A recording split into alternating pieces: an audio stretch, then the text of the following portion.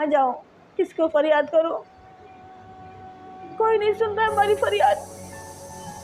मैंने एक मकान लिया था अपनी जमा पूंजी जमा करके, और उस मकान में केस था, हमें मालूमात नहीं थी। उस मकान में हम रहने लगे, 4-5 महीने रहे हम। उसके बाद अचानक पुलिस आती है, हमसे कहती है घर खाली करो, कोर्ट का आर्डर है। ना मैं नोटिस दिया, ना मैं कोर्ट का आर्डर दिखाया। कहती कोर्ट का आर्डर, अब सामान हमारा बाहर फेंक दिया और हमें घर से बाहर निकाल दिया। 16 रमज़ान से आज तक हम बाहर खड़े हुए हैं, हमें कोई पूछ नहीं रहा, हमारा कोई मददगार नहीं है। हम बहुत परेशान, हम कहाँ जाएँ?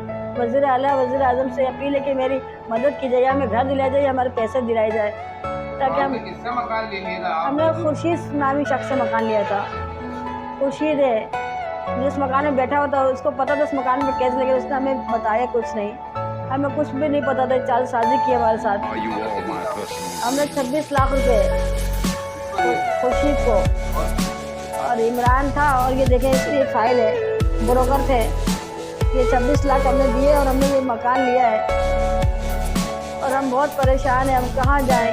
कोई हमारी मदद नहीं कर रहा है। हम सिर्फ एक भाई और एक मैं हूँ, ना मेरा शौहर है, वो बीमार है, मैं भी बीमार हूँ। हमें इतना बड़ा सदमा दे दिया, हम रोड पर पड़े, हम किराए भी नहीं भर सकते। ऐसे रोड पर पड़े हैं, हमारा कोई साथ नहीं दे रहा है। हमारे सारे आला काम से अपील है कि हमारी मदद की जाए। मैं गरीब बेवा औरत में कहाँ जाऊँ?